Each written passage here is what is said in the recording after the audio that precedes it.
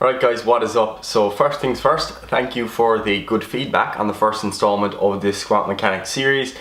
This is stuff that I really enjoy. I like thinking about it. I really like biomechanics and anything kind of related to exercise mechanics and anatomy and that sort of thing. That's what gets me going. That's what makes me tick. So getting that feedback from you guys really is appreciated because it means I can do some more of these videos with the knowledge that, oh, this is actually providing some value. And it's not just me putting out the stuff that I like putting out. So hopefully it will be very clear why I have sequenced these videos in the order that I have, because in the first video we introduced, some basic concepts like center of mass, base of support, lines of force, things like that. And if you haven't watched this video, it's essentially like reading that you just, or not reading, but watching. It's a video that you need to have been exposed to fully understand what is going on here. So it's just required reading. I'm going to call it reading for you to understand this video. So if you haven't gone and watched that yet, go back and watch it and then come back and click back into this video and it'll make a lot more sense. So today we're talking about part 2, and that is body proportions. So we're going to be talking a little bit about how you are such a unique, special snowflake with your own unique body proportions and how that it might impact the way in which you squat, the way in which your squat looks. And we are still working with this very simplistic kind of 2D analysis of things. So we're looking side on, we're looking at the squat in a kind of a stick man, really simplistic manner. And in later videos, what we're going to be doing is expanding that a bit more, because what you might have realized, is that, sometimes when you push your knees out, it changes the way you squat, things like that. And if you look at a squat straight on, there's still a lot going on there. So we have to look at it in a 3D fashion.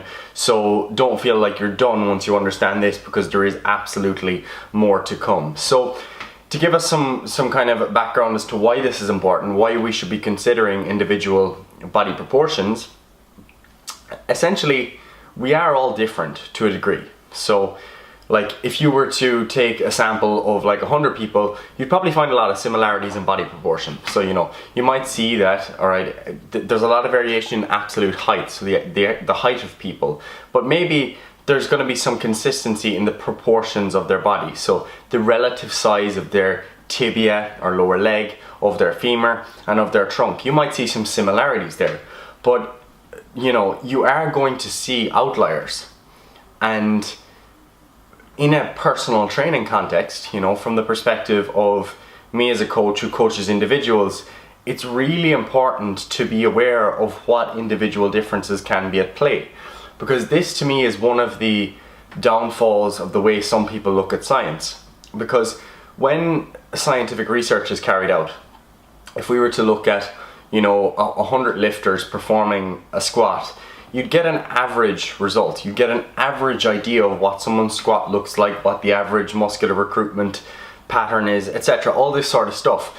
But from a personal training perspective, you have to be able to understand it at the individual level. And I say personal training because there's people here that are obviously trainers. It's important for you to understand it. But if you're not a trainer, it's also important to understand this for your own training, because you at the end of the day are probably the only person that you actually care about when it comes to the gym.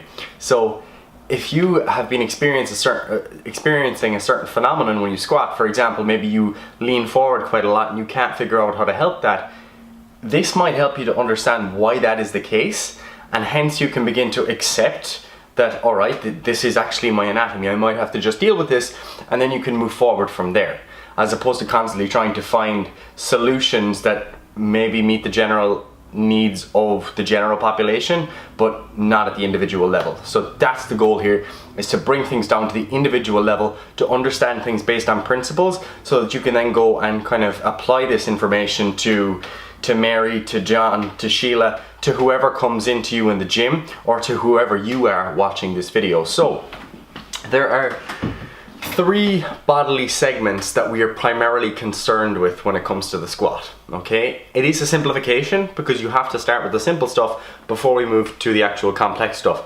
And to be honest, like when I'm thinking about squats and when I'm looking at squats, it's generally the simpler stuff that tends to come up a little bit more often before, thinking about real specific things like, all right, where do the glutes attach on that person? How might that change their exercise experience? Because at the end of the day, it's like you don't really need to always think about those sorts of things, and it's not like you can do much about those sorts of things anyway.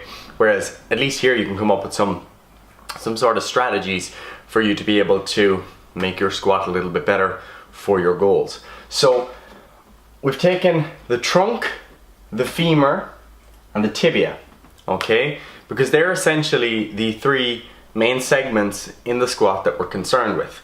So if one of these is disproportionately longer than the other, it is going to have a significant impact on the way in which someone squats, independent of their mobility, of their joint structure, of their muscle lengths, of their strength, of their training experience. This is going to be independent of all of that, okay? Because some of those are modifiable, some of those are depending on your training age, but the length of your bones, in a relative sense, it's not something that you can really change. So it is something that is important to be aware of. So let's start with our first example, which is someone who has a long trunk, okay? And when I say a long trunk, I don't mean in an absolute sense. I don't just mean that alright, this person has a long trunk and that's that, because obviously tall people, really tall people, are going to have long trunk, long tibia, and long femur.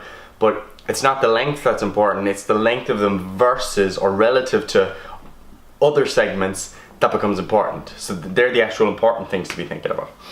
So if we think about someone who has a long trunk, you could think about the typical baby or the typical Chinese weightlifter. All right, if you watch a video of a Chinese weightlifter performing a squat or a clean and jerk or a snatch, you'll typically see that they tend to have these really long trunks and these really short little legs, okay? And it's the exact same as a baby, okay? A baby has quite a long trunk. They've also got quite a big head relative to the rest of their body, and they've got really short little legs.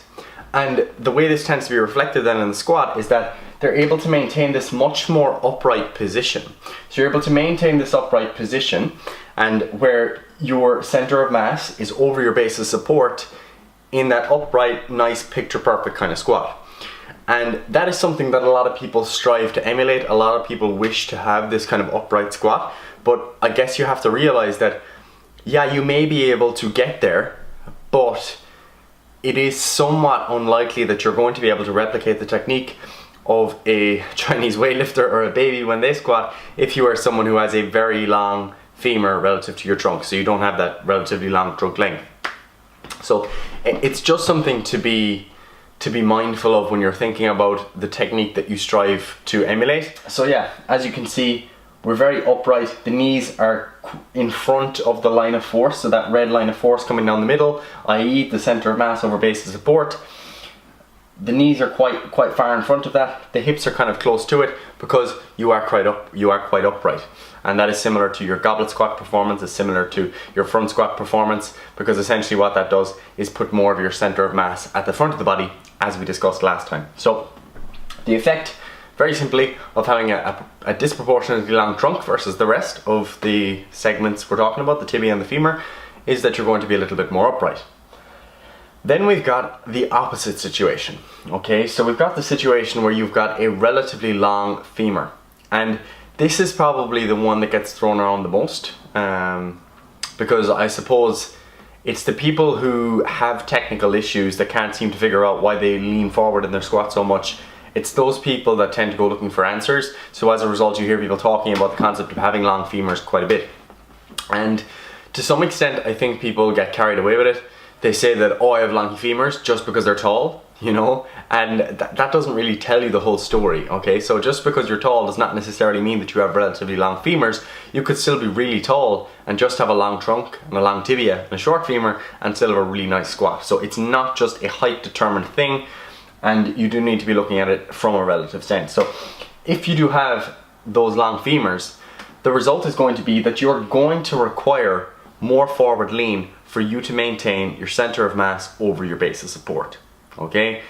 It just is what it is. And the reason for that is because as you squat down, your hips have to come further behind you, okay? Because the femur is so long that it's pushing your knee forward to the point where you reach the end of your ankle dorsiflexion range, so you no longer have any ankle range of motion left. and then the hip is so far back away from your center of mass that you have to then counter that by bringing your center of mass forward. Okay, so if you were to try and stay upright in this position, let's kind of play it out. If you were to try and stay upright, all right, and you've got those long femurs with the same trunk length, if you were to try and emulate the sort of angle, the way that the squat looks here in the long trunk, what you're going to see is that the center of mass is now back behind the foot, and the result of that is you fall backwards. You're going to lose balance because you are shifting your center of mass backwards, okay? And as soon as your center of mass comes out of your base of support, you begin to lose balance, and it is far more difficult to actually maintain your position, okay? So that's why that's essentially why it produces the result that it produces.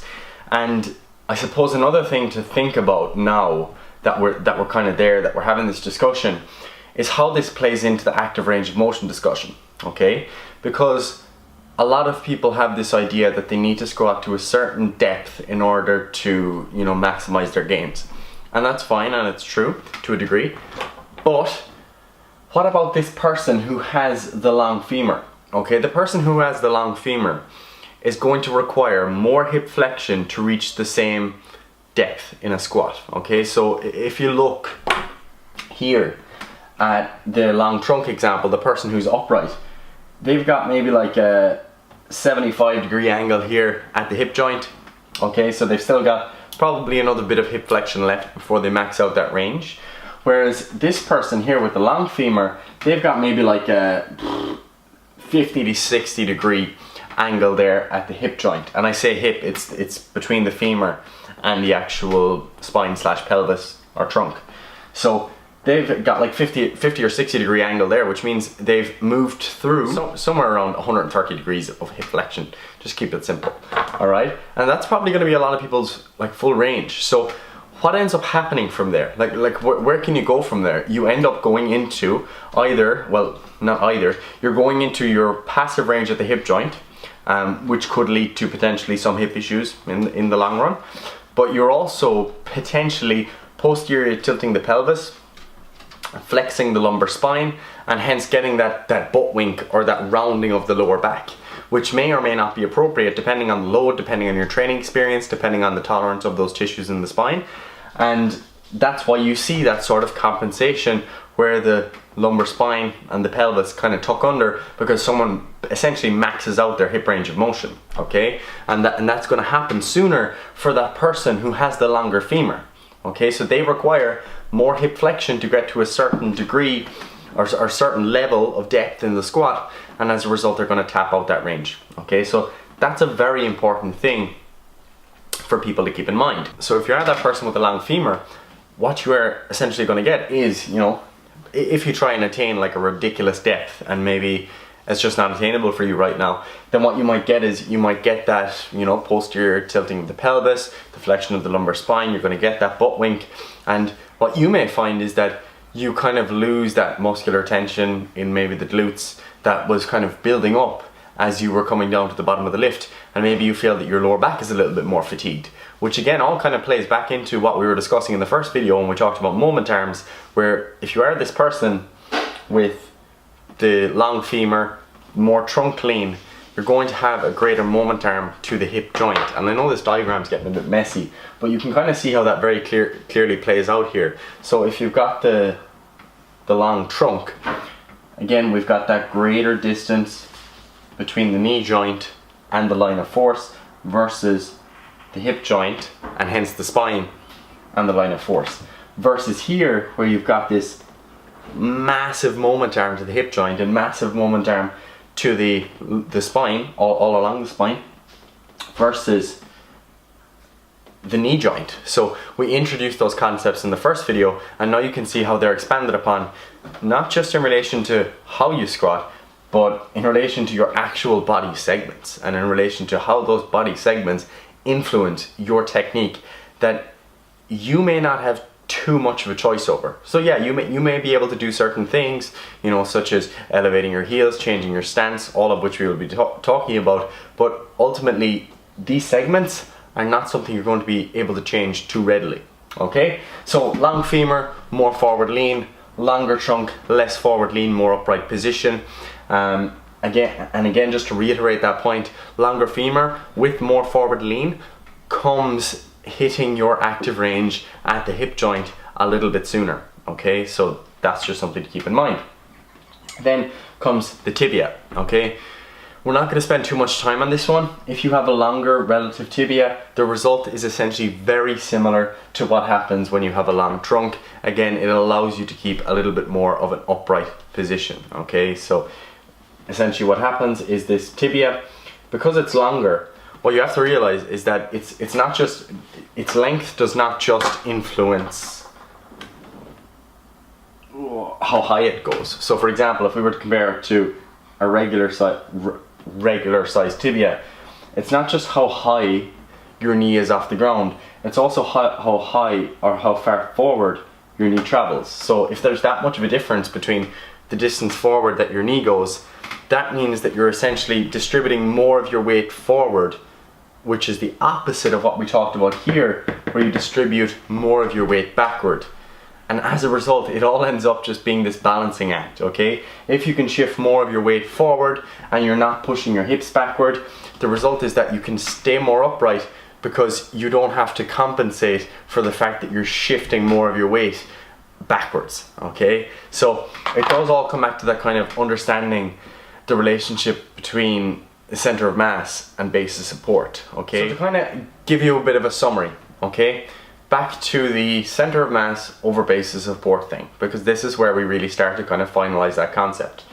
If you have a longer trunk, the result is that your hips don't go as far back, your knees can come further forward, and the result ends up with you maintaining a more upright position because you don't have to compensate with forward lean. If you have a longer femur, you have to compensate with more forward lean due to the fact that your hips are going further backward. The tibia is the exact same thing as the trunk. Again, you can stay a little bit more upright because the hips are not going quite as far back and you don't have as much forward lean required to compensate for the change in the position of the center of mass versus the base of support.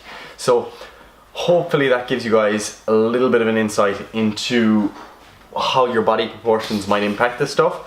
I don't want you to necessarily get too carried away with, oh god, I definitely have long femurs. You know, it could very well be that you have limited ankle dorsiflexion, which limits your ability to let the knees go forward, and as a result you have to put the hips backward to maintain your balance, or to essentially get more of the range of motion.